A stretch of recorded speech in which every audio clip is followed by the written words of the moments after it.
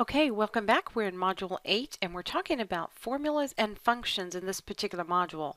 We've already gone through Section 1 where we got an overview of how formulas work, and we started working on Section 2 where I'm showing you how to create formulas using functions. We were in the middle of looking at those functions, so let's go ahead and continue so we can see some of the other functions that are in Excel. The last one we looked at was concatenate, which allows you to join two different columns of information together in one. So let's keep going. When you go down the list, another one that's going to be really popular is the count function. If you have a series of numbers and you know you should have 100 numbers and you select them all and it says you have 99, then you know you're missing someone. Here's one that counts all the blank cells. Here's one that will do a count if it meets certain criteria that you put in. Going down the list, we've got a couple more. Let's say, for example, you want to work with some date and time functions. You've got a couple right there. You've got some other functions going down, and let's keep on going until we see if an if statement is going to be something you're going to do on a regular basis. We'll be actually running one of these in a later module, but basically you have it checked to see if something you've typed in is true. If it is true, you have it do one thing. If it's false, you have it do something else.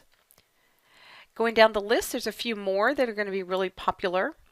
And let's just kind of get on down here to where we see sum. There was max. I just passed max on the list. That finds the highest number in your range. Remember that min, M-I-N, will find the lowest number in your range.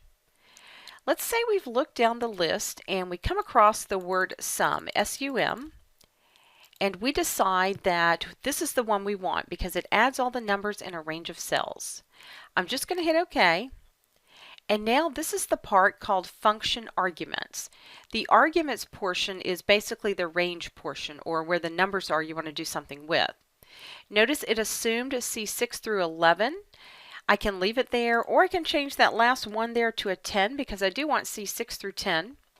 Notice it shows me all the values in those cells, and it gives me the result right down here.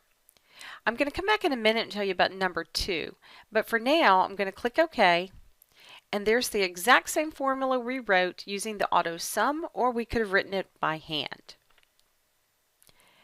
The reason you have that number 2 field was because what if you're going to add two different ranges? Let's say for whatever example over here, I'd like to add January and March. What I would do is I would go to Insert Function. I would find Sum from the bottom of the list here. Notice if I click here, I can hit S and I'll go to the S's. I'm going to find sum.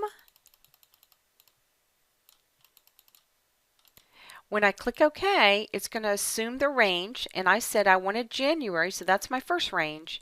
Now I'm going to click where it says number 2, and I'm going to drag through March.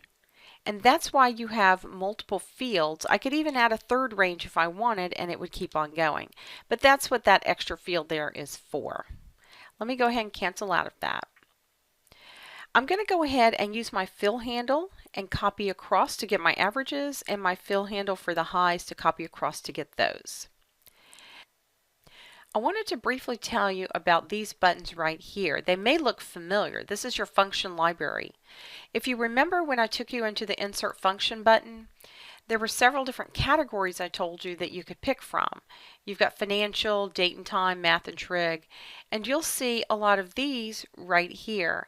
It's just a quick way if I don't want to come all the way back into this Insert Function window and I'm looking for a particular function that I know happens to be under financial, for example, I can just grab it right from the drop down here. Now, one more thing that I wanted to point out.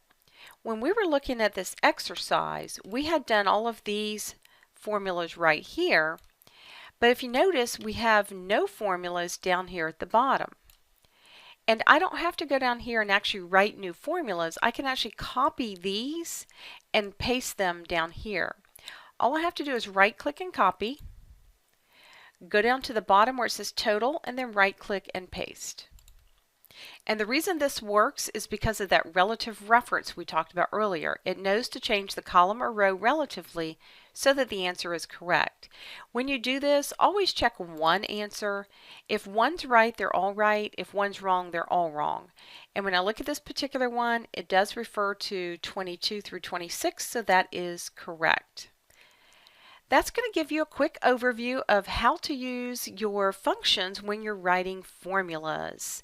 We've got one more section in this particular module we need to look at, and I want to look at section 3, which is the absolute values, and show you how those work. I'll see you over in section 3.